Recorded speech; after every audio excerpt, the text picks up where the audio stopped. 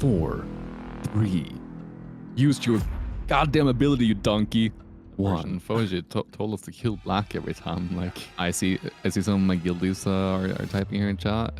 I'm gonna wipe you so hard to get a good parse. Oh my goodness, you guys have no idea. Definitely, like, difficulty-wise, the hardest raid we've seen in Classic so far.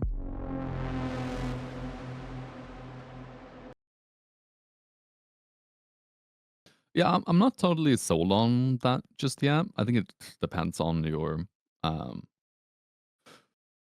if you're talking on 25 man. On 25 man, I am actually kind of feeling that double bloody K is in a very good spot.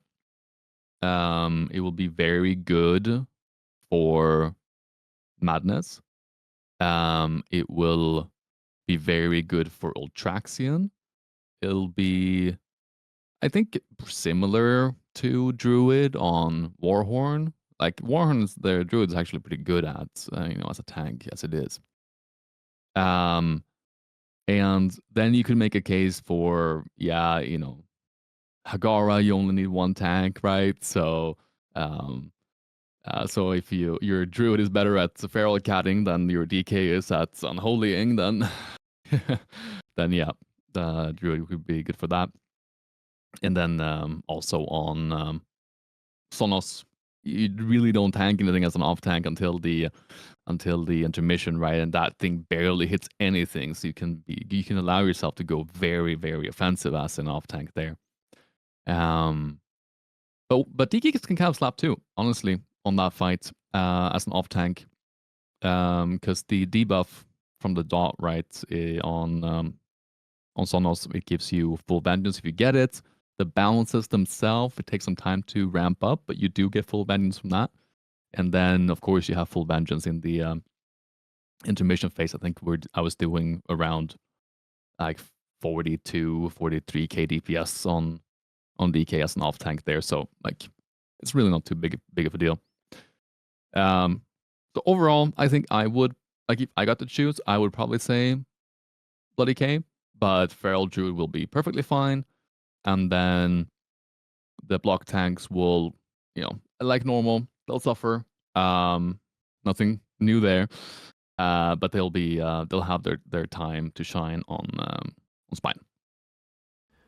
Yeah, pretty much same opinion from me. It's really fight by fight, like which off tank would be best.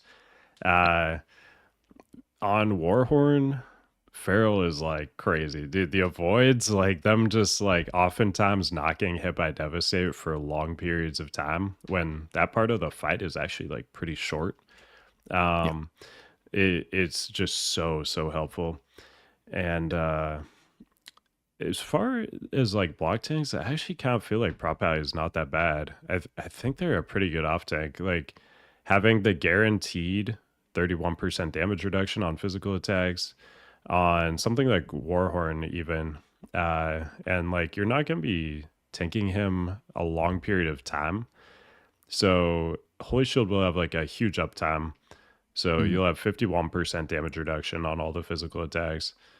And then, I mean, you got Deep Rot, you can like Bubble Taunt, things like that. So I'm fairly high on Prop Ally, to be honest. I think they're going to be solid. But overall, I think for Prague, most people are probably going Blood DK Feral, double Blood DK. Also very good. Things like Morchok, I mean, double Blood DK makes that really easy. For Ultraxion, for sure, double Blood DK. You gain like 10,000 plus DPS with a second Blood DK versus like a Feral Druid. One thing I want to note here as well is that a lot of people see that and they're like, okay, well, 7.5% health on the raid, that's kind of nice. Well, it's not 7.5% on the raid. It's 7.5% of your health on the raid. So if you have a health pool of you know, 250,000 almost, you know, 300,000 on Madness, then you're giving the raid, you know, a much greater value than just 7.5% of their health. It ends up being more like 10 to 12%. So it is like Okay. a mini rally. I And then of actually course it didn't know that. scales. That's huge. Yeah. It does scale as well of like its snapshots, right? So if you pop you know, if you have rally, if you pop, like I was playing around with the PvP trinket that gives you health, right? 25k health on a 2 minute on use. That, you know, that and rally and everything like that scales to you know, make that portion a lot bigger for the raid. Wow. Yeah, that's good comps. Uh Good yeah. comps. Um even like looking at it as the 7.5% that I had thought it was, Right. like it was insane. Like you also get the extra healing too, but during Prague, a lot of these fights, there's like soak mechanics, like things like Mm. Ultraxion and Zon'ozz, things like that. And Yeah. the raid as a whole is just taking tons of damage. And the amount of times I looked in the death log and saw just small overkills on people in our raid, it like Yeah. countless times. So like when I saw that 7.5%, I was already like, this is insane. Like this Mm. turns so many of those deaths into lives. And I mean, the fact that you get even more HP, like, I mean, is too good to pass up for Prague for sure. Yeah, indeed. Unfortunately, on some level, because you know you do want to pump a little bit, right? We But it is do. what it is. Sometimes you have to take the L to get the W. You know. Yeah, exactly. Yeah, I mean that is the a good thing to mention too. When you're going for this four piece, it very much is a like personal DPS loss to benefit your raid, which I Yeah. mean, I'm gonna say you should just do that for sure. Like obviously everybody has different goals. Maybe it's not worth it to you to put your raid in a better position to kill a boss if you're gonna have a bad parse at the end. But I would say Yeah. for sure you just do it. Um, Yeah. We'll and we'll as we start going through the fights here today, I was thinking that that we would also mention good places to use your Vamp Blood because bosses like Madness, bosses like Spine, are gonna have very natural points where you want to use Vamp Blood anyway, but the raid also benefits a ton from it, and then it lines up really nicely as you progress through the fight. So we'll get into that for sure. yeah, 100%. And then this part here, uh, it puts like a stacking nature damage increase debuff on you, but you can add like 4 stacks at just AMS, and then it causes them to fall off, and you can just stay there DPSing the entire time. Yeah, this is what I do as well if we're separating, but since we stack them, you do get double application from the blood, Oh, so you okay. can't stay in when you stack them. Gotcha. Um, Yeah, we haven't done yeah, that. yeah. One thing to keep in mind is that like after you run in, if you stack them, it's a good idea to use your AMS and running a little bit early, or to nitro boots in because you know you want to keep them as stacked as possible during that time, so you can just start blasting right away once everyone gets in. Gotcha. So at the end here, there's like a little enrage. You're gonna be taking a lot more damage here.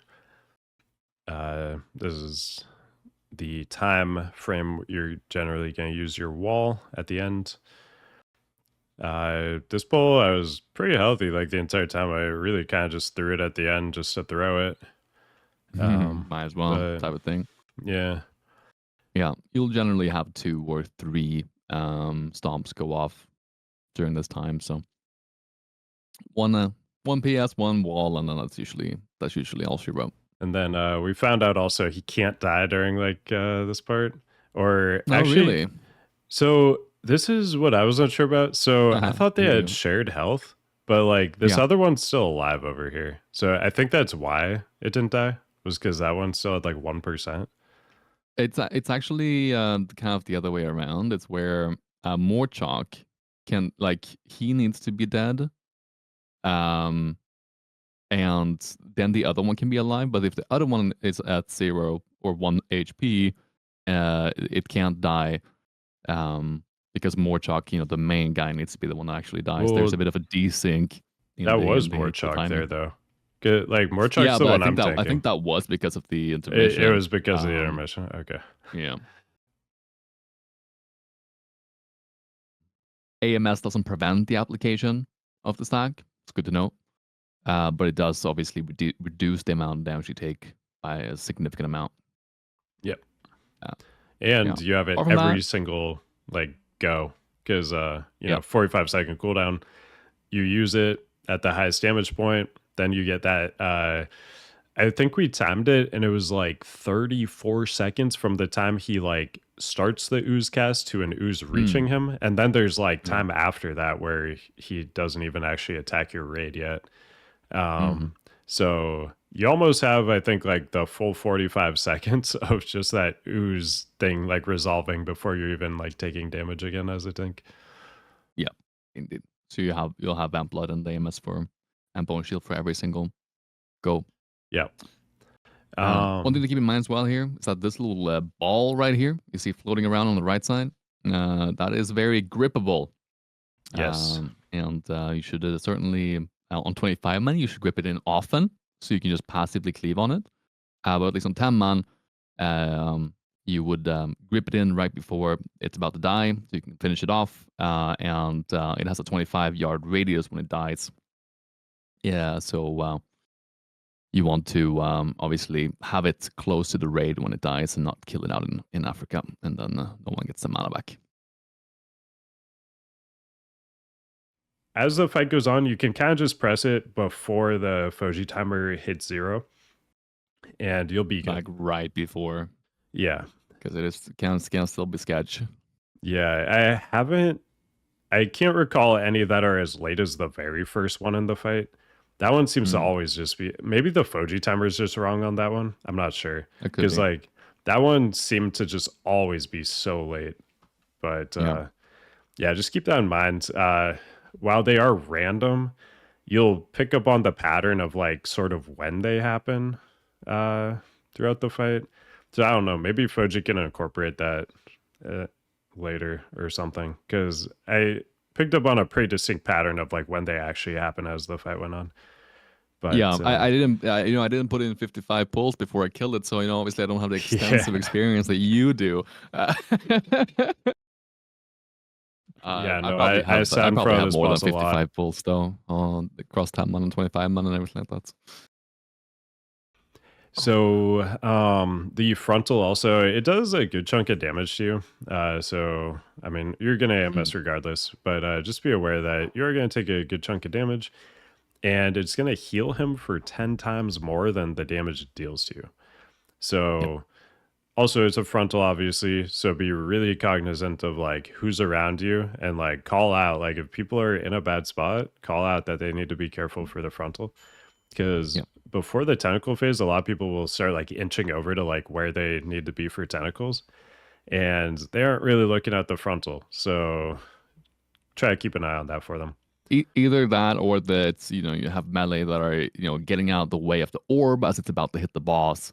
Yeah. Might be putting themselves in some awkward positions. But then on the other hand too, if the frontal is not about to happen, like don't be afraid to kind of like move the boss if you have to. Um, the ball is a little bit sussy. It does like to do its own thing. And if Yeah. you right here you see that frontal beam going off, feel free to move that thing like you're doing right here. You have people that are in front of you, but that's not gonna matter because that frontal is not gonna come out for another 30 something seconds. Yeah. Yeah. Just like Um, really watch that frontal timer, because yeah, there's a lot of movement that can be done if you're like paying attention to it, like Riyani said. yeah, and then of course it's worth noting that it does 10 times the amount of damage it deals. Heals for 10 times the amount of damage it does. So using AMS, using um, PS, Wall, even Tolbarat Trinket if you want to run that. So probably don't think you need to, but all I did on that. our first pull, or our first Yeah, kill, but I think it's not the play. I don't think so either. But either way, like using all those things will reduce the healing in combination with, of course, mortal strike effects on the boss as well. So the healing does not really become that much of an issue. But of course, if it hits the whole raid, you're probably in a bad spot. For these phase 2s, these tentacle phases, let's see, this should be one right here. So we're dragging the boss to like soak it. And basically, as a tank, you're tanking this claw tentacle. As long as you're in melee range of it and have threat on it, well, you should just have threat on it in general. But as long as you're in melee range of it, it will not use its like AoE kind of raid wiper ability. So you want to just stay in melee range of this. Make sure it's only meleeing. It's not doing its like huge AoE dam. So we pull the boss next to it. Warriors, rogues are really gonna like this because they get a damage amp, and their blade flurry and like sweeping strikes will like they hit the boss and then they do insane dam on the ads. So have the boss next to the claw, and then we're dragging it to the other claw, and then keep in mind the boss, he drops the orb in front of him. So have him positioned the way you want the orb to go, and then flip him 180 degrees once it comes out, and move him like 10 yards back. I found when I didn't move him 10 yards back, at least with where people were soaking it for us, the orb was coming in, and it has like a 5-second cooldown before it can get knocked again. You can see that right here. Yeah. It was coming into melee while it was still on cooldown, and then it just phases the boss. So at least for the distance people were soaking it in our raid, I found it very helpful to just move the boss 10 yards back after he launches the orb. The hitbox was quite wonky on the PTR too. Sometimes it just transitioned without, just going through the whole melee camp. It's like, oh, god damn it. Yeah. But yeah. One thing, we do keep talking about Bloody Case here quite frequently for, obviously good reason. But to give some love here to our block tanks out there, that ability, Focus Assault, it cannot be dodged, parried, or blocked. Ooh. So it is a bit of a bummer dealing with that on we're in Prop Paladin. That's actually wild. Like, yeah. They already have so little. Why do we have to take that from them?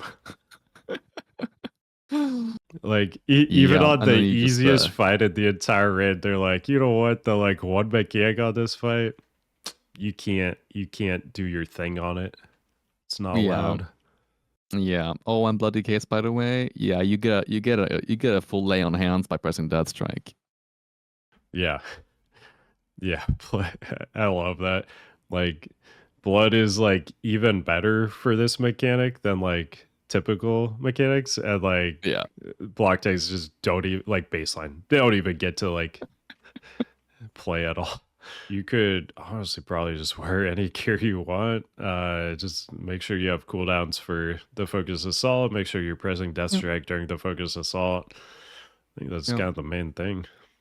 You can, of course, err on the side of caution if you want to reduce the margin for error. There is no real, DPS check per se. The DPS check would maybe be if you want to try to push her into phases, but when you're progressing, you don't really care too much about that. Yeah. Yeah, just take the easy kill run through the wall. Yeah, okay. Nice.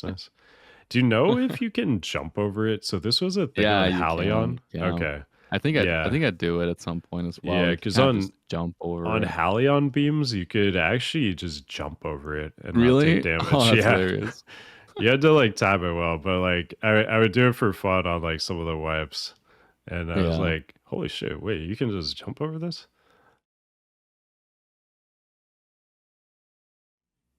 already we have some things to talk about right now. So first off, this is a fight. I would respec full damage spec. Like just have your second spec be like a full damage spec, like no toughness, uh, whatever. Like drop like will points, whatever. Just go full dam. Go full dam on your gear. If you're progging this fight, just go reforge. Make sure you got like a full damage reforge and everything.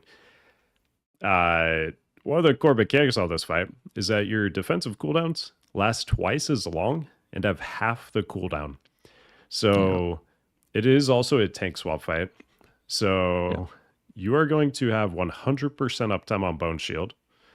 You are going to have pretty close to 100% uptime on Vamp Blood while currently tanking the boss.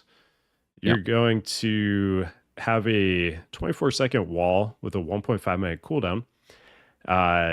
Anytime you need it, which is kind of just one of those things, like use it if you feel like you need it.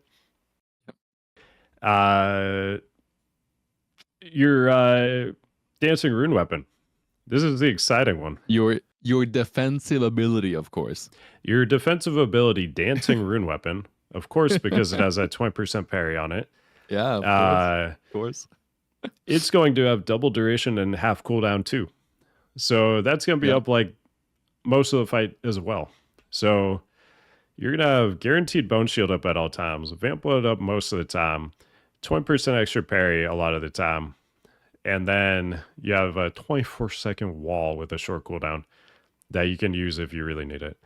So just baseline, your survivability is through the roof. And you can kind of just use that to allow yourself to go very, very offensive because all of your abilities you're used to are just way, way better than normal. Yeah. And also, it's a big damage check fight. So any extra damage you can bring to the table is actually huge. This is a fight where many raids are going to wipe on the Berserk timer while they're progging. Yeah. Oh, yeah. For sure. So when the boss is at 1% and you look at the damage meter and you only did like 30 or 35k DPS as a blood DK, you should be thinking, fuck, I might have just cost my raid the kill by gearing very defensively for that. And that's going to happen. So just don't put yourself in that position. Come in with the mindset, you're going to do as much damage as you can. And you're going to kill the boss. This is going to be good. You're going to top the meter. You're going to be having a great time. And it's going to be great. It's such a fun fight. Yeah, I look forward to this boss on non-race weeks. Oh yeah, I see some of my guildies are typing here in chat. I'm gonna wipe you so hard to get a good parse. Oh my goodness, you guys have no idea. No, I'm not. But maybe.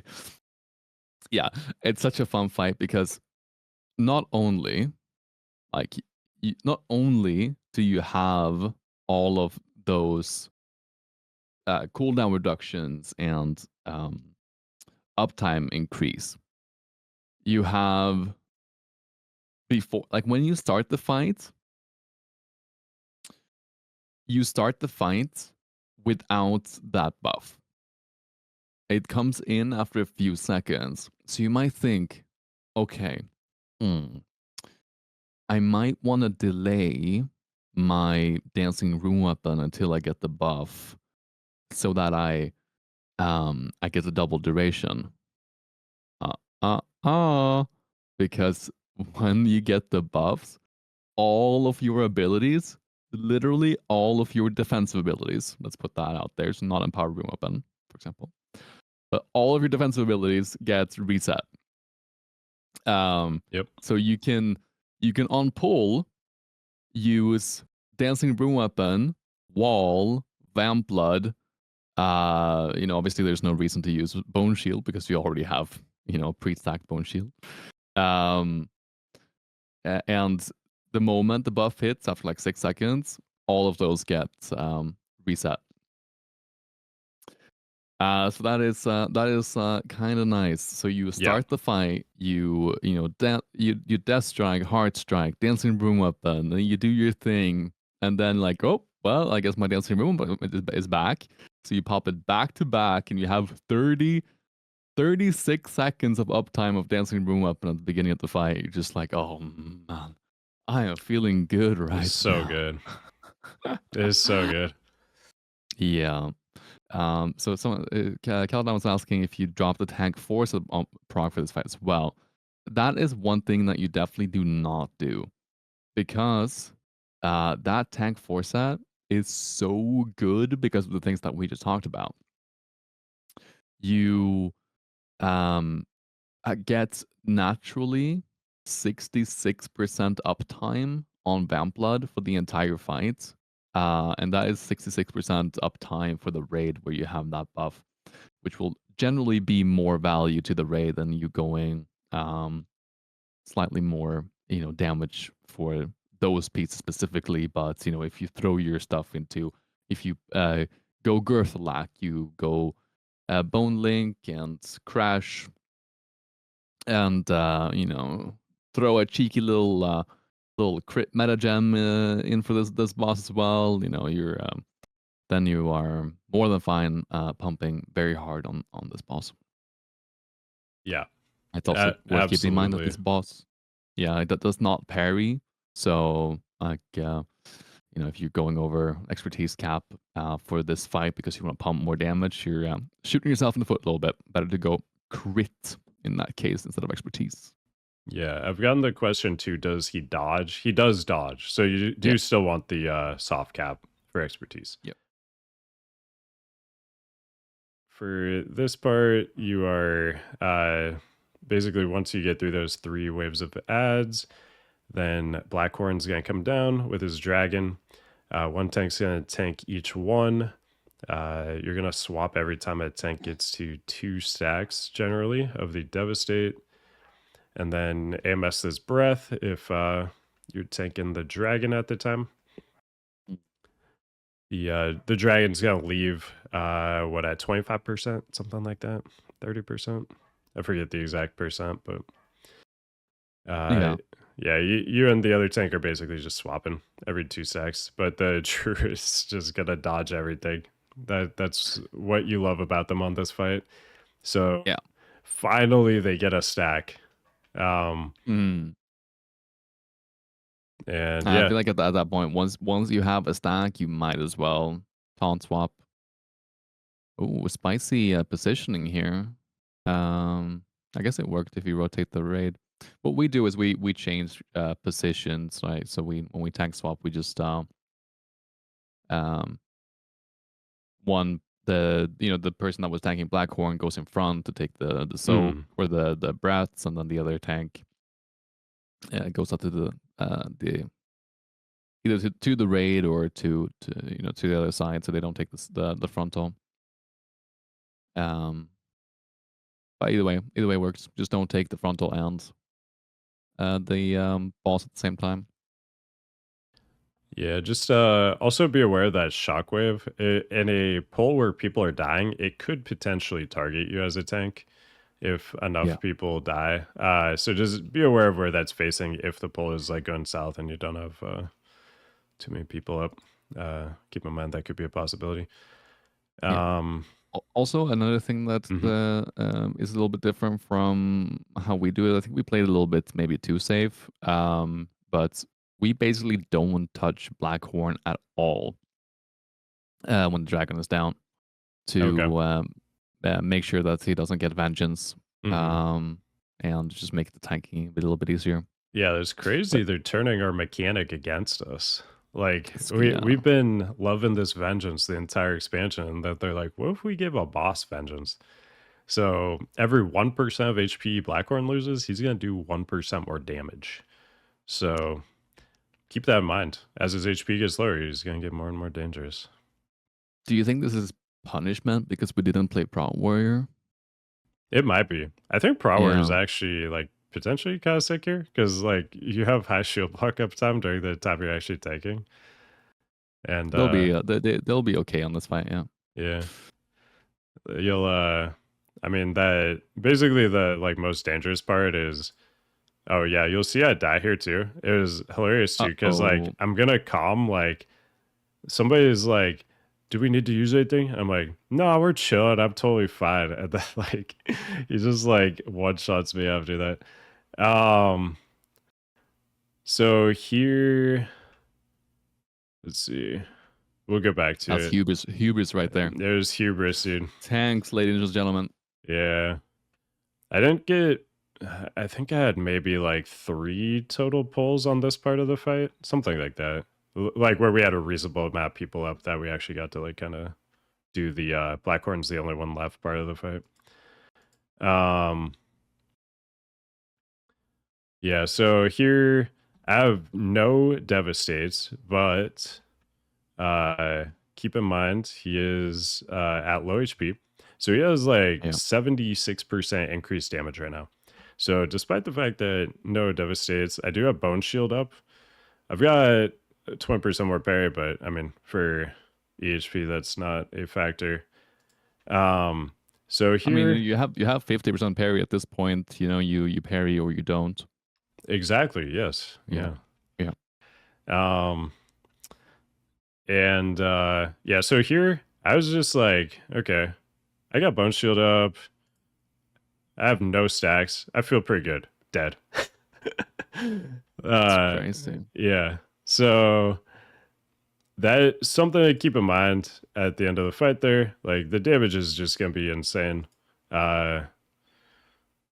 This is a time like you Bone Shield's not gonna be enough. Make sure you're like doubling it up. Have like a hand sack to go with it. Yeah. You know, Full vamp, PS, like whatever you is need. the- Because like there's not too much left on this boss anyway. The fight's like almost over.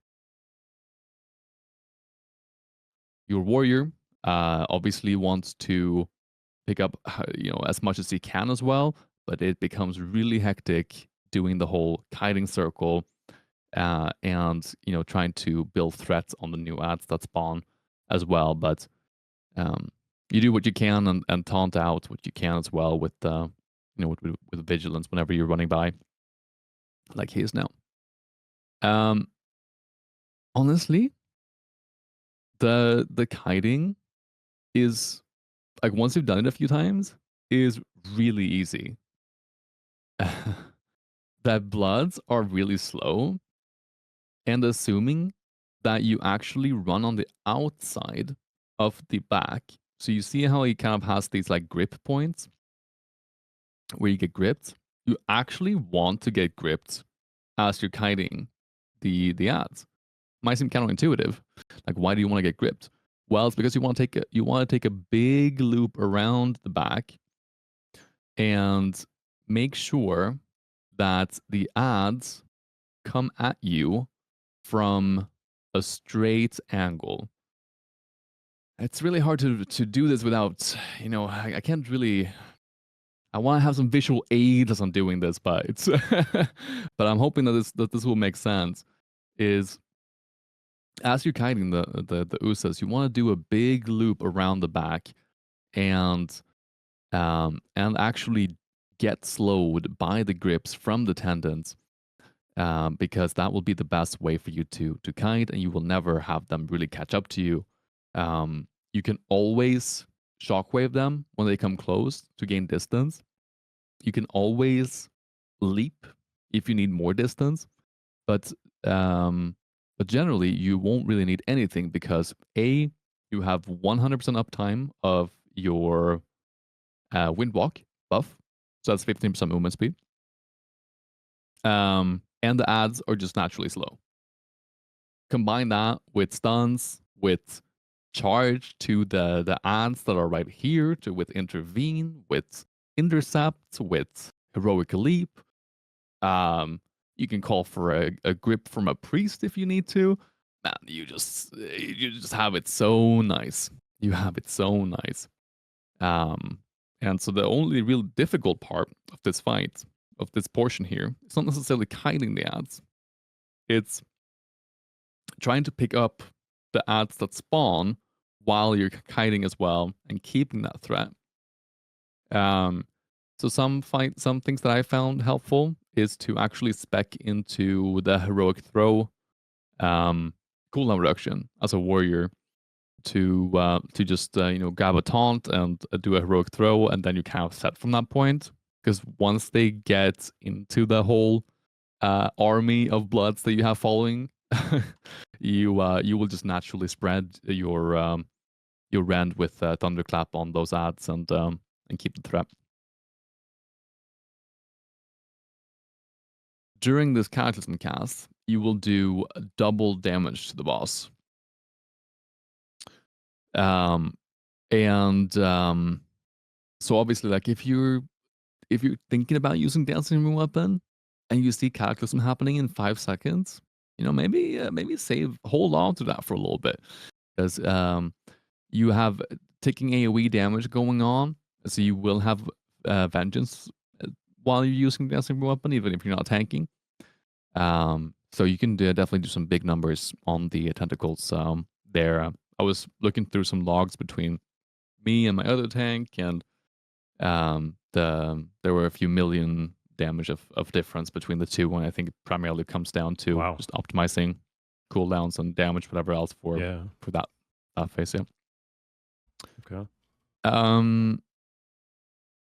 So when you're on the third platform and you're attacking the kind of hands or whatever you want to call them, Mhm. wings that he has in the ground, then they will spawn. Well, actually, it will spawn in the first through the fourth platform. There will spawn these little man. I should have had some little cheat sheet up here while going through this, but here we go. Glistening corruption or something like that. And on the first and Always second platform, corruption. Corruption to yeah, everything. corruption, everything, indeed. They get AoE down by the Drake that's behind you, so you don't have to touch them. They increase the damage taken the longer they're up by like 5% per stack or something like that, but it stacks up really, really quickly. But on the third platform and the fourth platform, you actually have to like swap to them. And you have to single Mhm. target them as well. They don't die to AoE or anything like that. So you have to Oh, actually okay. swap over. You can hard strike a little bit. I'm not sure if it goes on the tentacle and the main target, or if it's actually spreads to different targets that you're fighting as well. Haven't really been able to confirm that with the logs and whatever else. For us tanks, the big thing to worry about from phase, platform 1 to 4 is really the big tentacle, the impale, and you will need a robust defensive cooldown rotation to handle that. Um, your wall will almost be up for every single one of them, but you will need to bolster that up a little bit with some potential rallies, some potential sacrifices, some potential PS and whatever else to actually live it towards the later stages. Um, I think at one point I have like